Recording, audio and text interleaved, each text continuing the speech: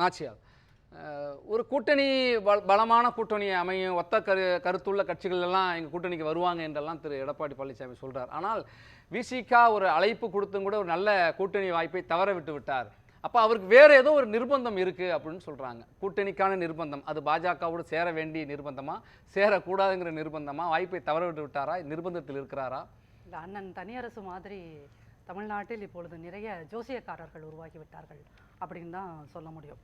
என்னென்னா எல்லாருமே வந்து என்னென்னா, நீங்கள் இதை செய்திருக்க வேண்டும், எடப்பாடி அதை செய்திருக்க வேண்டும், எதிர்க்கட்சி தலைவர் இதை செய்திருக்க வேண்டும் என்று ஆளாளுக்கு அவங்கவுங்க கற்பனையில் என்னென்ன தோணுதோ அது எல்லாத்தையுமே சொல்லிட்டு இருக்காங்க. அப்போது இது அதிமுக என்கிறது இன்னைக்கு வரைக்கும் நீங்கள் ஊடகங்களும் சரி, இந்த மாதிரி விமர்சகர்களும் சரி, ஜோசியக்காரர்களும் சரி உட்காந்து என்ன சொல்லிருக்கீங்க, குழப்பம் இருக்கிறது.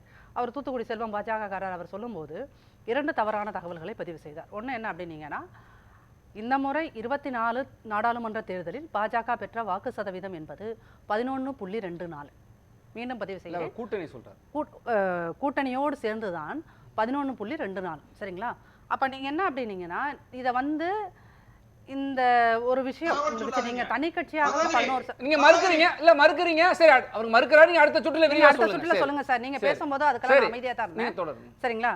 பாஜகவோட இந்த இதுவரைக்கும் அவர்கள் கையாண்ட அந்த 11 வருஷங்களாக மோடியோட பாஜக, மோகன் பகவத்தோட RSS எப்படியாரும் ஒரு திட்டத்தை கையாள்கிறார்கள். நான் இது ஒரு மேக்ரோஸ்கோப்பிக்காக நான் அதை சொல்கிறேன். என்ன அப்படின்னு பார்த்தீங்கன்னா, இன்றைக்கி இருக்கிற ஜார்க்கண்டில் JMM தேர்தலை சந்திக்க போகுது.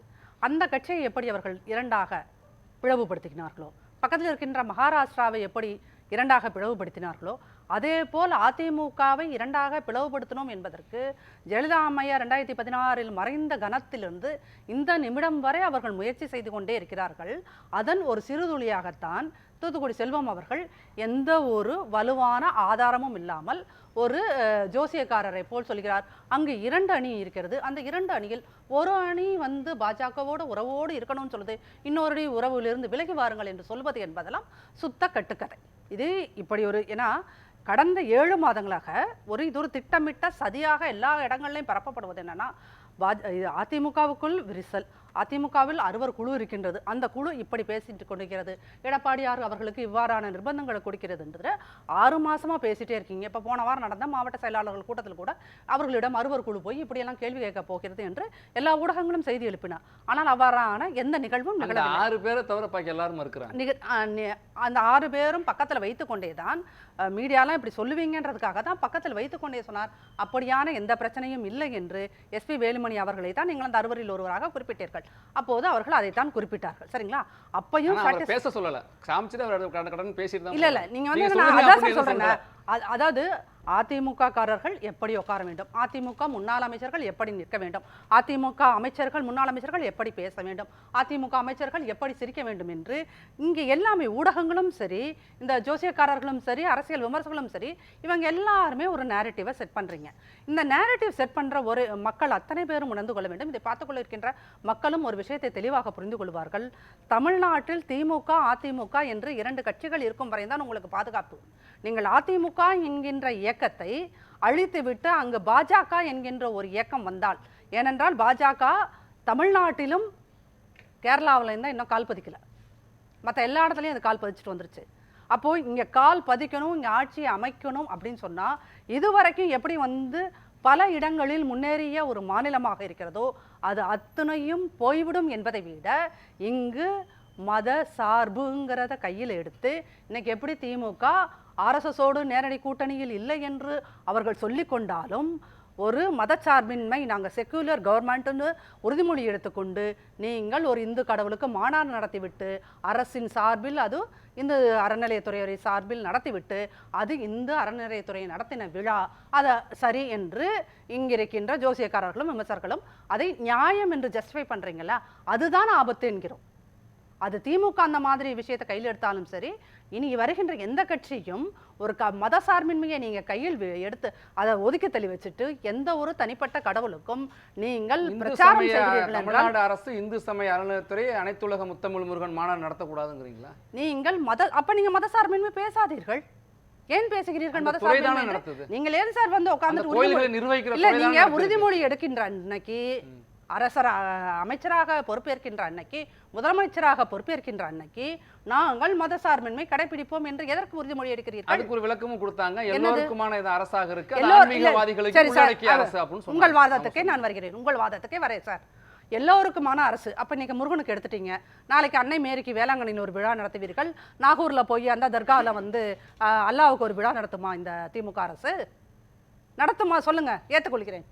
அப்படி நீங்கள் அப்படி மதம் சார்ந்து, அப்போ நாளைக்கு பௌத்தர்கள் இங்கே ஒரு குறிப்பிடத்தக்க அளவு வந்து விட்டார்கள், அப்போ பௌத்த விழா ஒன்று நடத்துவீர்கள், ஜெயின விழா ஒன்று நடத்துவீர்கள் என்று மதம் சரிங்களா?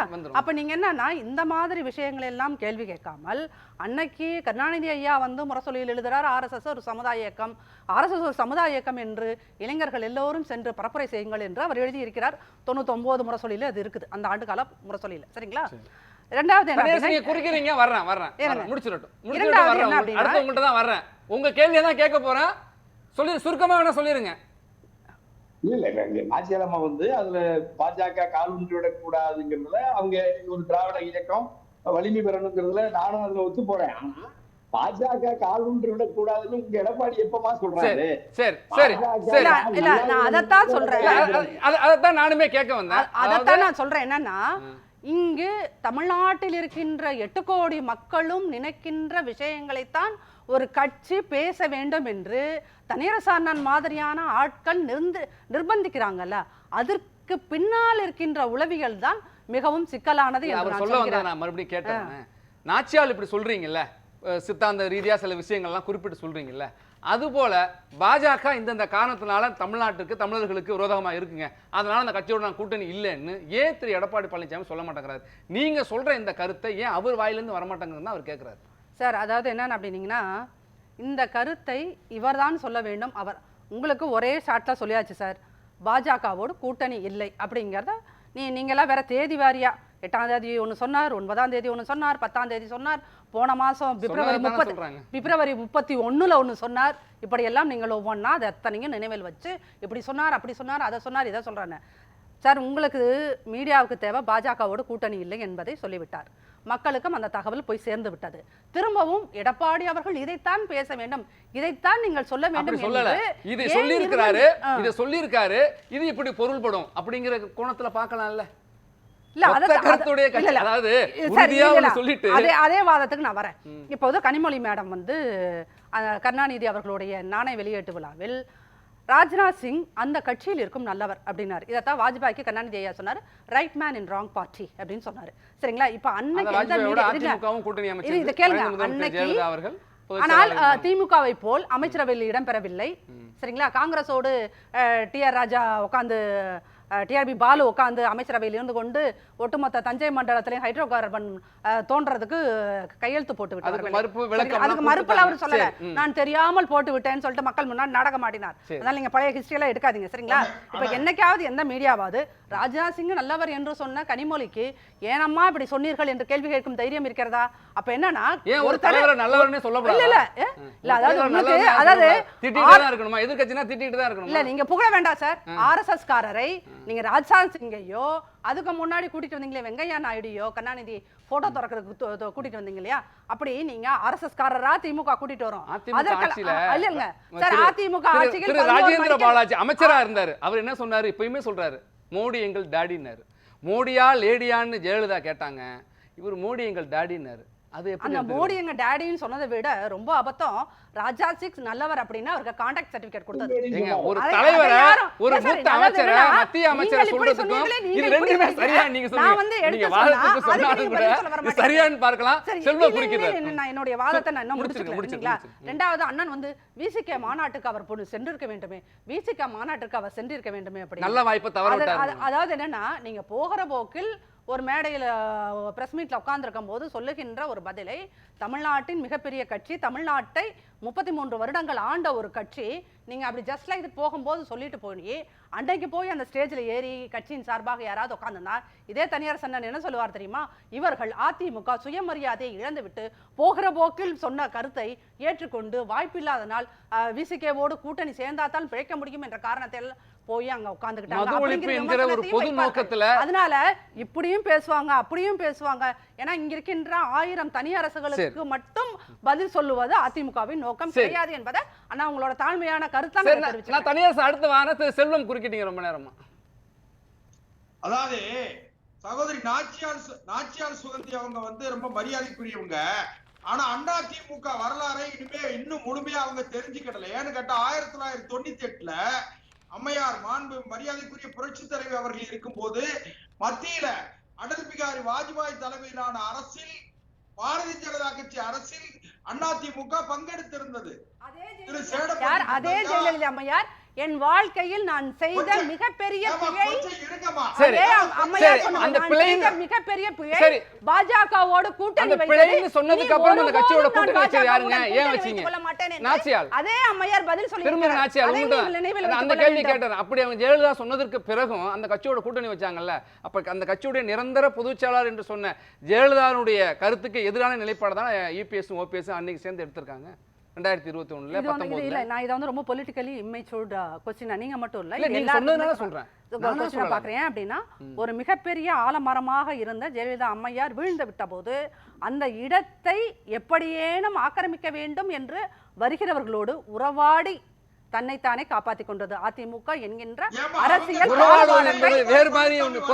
பாலபாடத்தை நீங்கள் புரிந்து கொள்ளவில்லை. இப்படித்தான் சொல்ல வேண்டும்.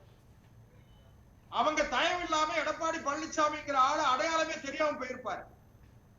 இல்ல நீங்க அதிமுக ஒரு பல மாநிலங்கள்ல பாஜக கட்சிகளை உடைச்சிருக்கு, அது மாதிரி அதிமுகவையும் பாஜக உடைக்க பாக்குதுங்கிற குற்றச்சாட்டை முன்வைக்கிறாங்க. அப்படி உடைக்க முடியலங்கிறதுனாலதான் இப்படி பேசுறீங்க. தகவல்களை செல்வம் சார் மாதிரியான ஆட்கள் மீடியால சொல்றீங்க. அதுதான் உண்மை. எதிர்ப்பு ஒரு குரூப் இருக்கு, ஆதரிக்கிற குற்றச்சாட்டை வச்சீங்க, பதில் சொல்லட்டும். ரெண்டு பேரும் ஒரு நேரத்துல பேசினா எதுவும் கேட்காது. நாச்சியார் கொஞ்சம் சகோதரி, அதாவது ஒரு விவாத நாகரிகத்தை கொஞ்சம் நீங்க சொல்லிட்டு நீங்க தொடருங்க. அது வேண்டாம், நீங்க கருத்துக்குள்ள வந்துருங்க, நேரடியா கருத்துக்குள்ள வந்துருங்க. அதாவது பாரதிய ஜனதா கட்சி மட்டுமே ஒரு அரசியல் கட்சியில ஒற்றுமை இல்லை, பிளவு ஏற்படுகிறது என்று சொன்னால் அதுக்கு இன்னொரு கட்சியை காரணம் சொல்றதுல நியாயம் கிடையாது. ஏன்னு கேட்டா அதிமுக தலைவர் மரியாதைக்குரிய அம்மையார் புரட்சி தலைவி அவர்களே கூட தேமுதிக உடைச்சிருக்காங்க, பல கட்சிகளை உடைச்சிருக்காங்க. கலைஞர் டாக்டர் இதெல்லாம் ஆதாரம் இல்லாத குற்றச்சாட்டு. இதெல்லாம் ஆதாரம் இல்லாத குற்றச்சாட்டு சார். இதெல்லாம் ஆதாரம் இல்லாத குற்றச்சாட்டு. நீங்க என்ன சொல்லுங்க, ஆதாரத்தோடு சொல்லுங்க. சரி, ஆதாரம் இல்ல, ஆதாரத்தோடு சொல்லுங்க. சரி, ஆதாரம் மறுத்துட்டீங்க, தொடருங்க. நீங்க தொடருங்க சார். ஆதாரம் இல்ல குற்றச்சாட்டு முன்வைக்கிறீங்கங்கறாங்க, தொடருங்க. மாப்பா பாண்டியராஜன்ல இருந்து அவங்க அந்த கட்சியில இருக்கிற முன்னணி தலைவர்களை எல்லாம் பிரித்து தேமுதிகவை பலகீனப்படுத்தியது மரியாதைக்குரிய சார். அப்படி இருந்தா அந்த கட்சி மறுபடியும் அவங்களோட கூட்டணி வைப்பாங்களா சார்? நீங்க சொல்ற குற்றச்சாட்டு சரியா இருந்தா ஏன் அந்த கட்சி மறுபடியும் கூட்டணி வைக்கிறாங்க? மாப்பா பாண்டியராஜன் அந்த கட்சியில அதிமுக அம்மையார் அவர்கள் காலத்திற்கு பிறகு அவர் மந்திரியாவே இருந்தாருங்கிறதை கொஞ்சம் நினைவுல வச்சுக்கிடுங்க. சரி, அதுல ஒண்ணு. இன்னொன்னு கேட்டீங்கன்னா, ஒரு கட்சி உடையறதுங்கிறது வந்து அந்த கட்சியில பலகீனமானதுனால அந்த கட்சி உடையுது. அப்படிதானே தேமுதிகவுக்கும் ஏற்பட்டிருக்கும். பார்க்க முடியாது. அப்படிதானே தேமுதிகவும் உடைஞ்சிருக்கும். நீங்க அதிமுக குற்றம் சாட்டுறீங்களா? சரியாது. நீங்க அதிமுகவே அவர்களை அவங்க அதிமுக தேமுதிகவை பிளவுபடுத்தி தேமுதிக 2 என்று ஒன்று அறிவித்து சட்டமன்றத்தில் அறிவிச்சது அதிமுக புரட்சி தலைவி அம்மா தான். அதனால நான் என்ன சொல்றேன்னு கேட்டா, தயவு செய்து நாச்சியார் சுகந்தி அவர்கள் சகோதரி சொன்னாங்க, யாரோ ஒருத்தர் ஜெயலலிதா அம்மா இடத்தை ஆக்கிரமிக்க வந்தாங்கன்னு சொல்லி அவங்க தயவில்லைன்னு சொன்னா இவர் எடப்பாடி பழனிசாமி முதலமைச்சராகவே வந்திருக்க முடியாது. பாரதிய ஜனதா கட்சியினுடைய கருணையும் பார்வையும் இல்லைன்னு சொன்னா உங்க லாஜிக் படியே வர்றேன். கருணையும் பரிவும் இருந்துதான் ஒரு 4.5 வருஷம் முதலமைச்சரா இருந்தாருன்னா அப்புறம் ஏன் உங்களை வேண்டாம்னு சொல்றாரு? வேண்டவே வேண்டாம், இல்லவே இல்லைன்னு ஏன் சொல்லணும்? அதாவது முதல்ல வந்து ஒரு தலைவனுக்கு தன் மீது நம்பிக்கை இருக்கணும். தனக்கு தன்னுடைய செல்வாக்கின் மீது, ஆளுமையின் மீது, அறிவாற்றலின் மீது, எல்லாவற்றின் மீது நம்பிக்கை இருந்தா மட்டும்தான் அந்த கட்சி தலைமை நீடிக்கும். ஆனா திரு எடப்பாடி பழனிசாமி அவர்கள் தொடர்ந்து தோல்வியை சந்தித்து வருகிறார். அந்த கட்சி வாக்கு வங்கி சரிந்திருக்கிறது. அவர் யாரையெல்லாம் பயன்படுத்தி பதவிக்கு வந்தாரோ அவர்களை எல்லாம் இவர் விரோதியாக நினைக்கிறது தான் அந்த கட்சிக்கு பழகினோம். இது மோசமா தோக்க போகுது. நிறைய கேள்விகளோட தான் அதிமுக கூட்டணி அமையும் அப்படிங்கிறாங்க. சுருக்கமா பதில சொல்லிருங்க. அதாவது அதிமுகவை நோக்கி கேள்விகளை எழுப்புறதுக்காக சார் நீங்க தமிழ்நாட்டில் எல்லாருமே இருக்காங்க. ஃபர்ஸ்ட் அட்வான்டேஜ் ஃபார் அதிமுக அப்படிங்கிறது என்ன அப்படின்னீங்கன்னா, இன்னைக்கு தமிழ்நாட்டில் கருவில் இருக்கின்ற குழந்தைகளும் தொழிலில் இருக்கின்ற குழந்தைகளும் மட்டும்தான் தெருவில் வந்து போராடவில்லை. அதாவது நீங்க வந்து எதிர்பார்ப்பு ரொம்ப மிகைப்படுத்தி சொல்றது மாதிரி இருக்கு. மிக நிச்சயமாக. ஏன்னா பள்ளி குழந்தைகள் இன்னைக்கு வந்து உயர்நீதிமன்றம் சொல்லியிருக்கின்ற ஒரு உத்தரவில் என்ன சொல்லியிருக்கீங்கன்னா, பள்ளி குழந்தைகள் கஞ்சா யூஸ் பண்ணுறத மானிட்டர் பண்ணுறதுக்கு ஒரு கமிட்டி போடுங்கன்னு சொல்லி இன்னைக்கு உயர்நீதிமன்ற தீர்ப்புல ஒன்று சொல்லியிருக்காங்க. அப்படிங்கும்போது இங்கே பள்ளி குழந்தைகள்லேருந்து அரசு துறை சார்ந்த அத்துணை அதிகாரிகளும் தொழிலாளர்களும் போக்குவரத்து துறை என எல்லாருமே போராடுறாங்க. அதனால தான் சொல்கிறேன், கருவில் இருக்கும் குழந்தையை தவிர தொட்டிலில் இருக்கும் குழந்தையை தவிர அத்துணை பேரும் தெருவில் வந்து போராடுகிறார்கள். அப்படிங்கும்போது அது எப்படியான ஒரு எழுச்சியை அதிமுகவுக்கு தரும் என்பதை நீங்கள் 26 ரிசல்ட் முடிஞ்சதுக்கு அப்புறம் இதே நியூஸை வேணா நம்ம பார்ப்போம். ஏன்னா 2024 இந்த மக்களவை தேர்தல் வர்றப்போ ஒரு மெகா கூட்டணி பலமான கூட்டணி அமைப்புலாம் சொல்லிட்டு இருந்தார். ஆனா யாரும் அந்த கட்சி இல்லை, தேமுதிக தவிர ஒரு பெரிய கட்சி. அது உங்களுக்கு ரிப்போர்ட்டர்ஸ் எல்லாத்துக்குமே தெரியும். அது அந்த 2 நாளைக்கு முன்னாடி வரைக்கும் அன்றைக்கு சாயந்தரம் வரை பாமக அங்க பிஜேபியோடு போய் சேரும் வரை அந்த சாயந்தரம் 5 மணி வரைக்கும் நிலவரம் எப்படி இருந்தது என்பதையும் அன்றைக்கு தொலைக்காட்சிகள் என்ன பேசினோம் என்ன என்பதையும் தெரியும். அந்த 5 to 5:30 இங்க பாஜக என்ன பேசி பயமுறுத்தியது அச்சுறுத்தியது என்பது அது ஐயாவுக்கும் ராமதாஸ் ஐயாவுக்கும் பாஜகவில் அன்னைக்கு பேச்சுவார்த்தையில் ஈடுபட்டவர்களுக்கு மட்டும்தான் தெரிந்த விஷயம். அரசியல் சார், நீங்க அரசியல எல்லா கட்சிகளையும் ஒரு பக்கமாகவும் பாஜகவை ஒரு பக்கமாகவும் தான் நிலைப்பாடும் அன்னைய நிமிடம் வரைக்கும் யாரும் கணிக்க முடியல. அப்படிதான் இருந்துச்சு. மக்கள் நல கூட்டணி எப்படி உருவானுச்சு, எப்படி அந்த கூட்டணி வந்துச்சு. அதுக்கு முன்னாடி 2006 தேர்தல் அப்ப பாத்தீங்கன்னாக்கா மதிமுக தேர்தல் சார் நீங்கள் 2016 பார்த்திருக்கோம். 2016க்கு பிறகான தமிழக அரசியலின் தேர்தல் களம் அப்படிங்கிறது முற்றும் முழுவதும் மாறுபட்டது. இன்னைக்கு 4 முனை போட்டிகள் அப்படிங்கிறது 5 முனை போட்டிகளாக 2026 கொடுக்க போதுங்கிறீங்க. மிக நிச்சயமாக 2016 2011 எப்படி அதிமுக வெற்றி பெற்றதோ அதே வெற்றியை 26 பெறும். அப்புறம் அண்ணன் தனியரசு அண்ணன் பர்சனலா கேட்டாரு வந்து நாச்சியால் சுகந்தி மோடியை எதிர்த்து பேசிடுவார் அப்படின்னு. நாச்சியால் சுகந்தி நாளையிலிருந்து இந்த கணத்திலிருந்து மோடியை எங்கெங்கெல்லாம் விமர்சிக்கிறாரோ அங்கெல்லாம் அவர் எனக்கு துணை நிற்பார் அப்படிங்கிற உறுதியை அவர் எனக்கு தரணும். 2வது, நாங்கள் மோடி எதிர்ப்பு என்பதை எங்க கொள்கையில் ஒன்றாக வைத்திருக்கிறோம். எங்க முன்னாள் அமைச்சர்கள் யாராவது சொன்னீங்கன்னா நீங்க ஏற்றுக்கொள்வீர்கள் என்றால் அது உங்களை திருப்திப்படுத்தணும் மாதிரி ஒரு 1000 பேரை திருப்திப்படுத்தும் என்றால் அதையும் அதிமுக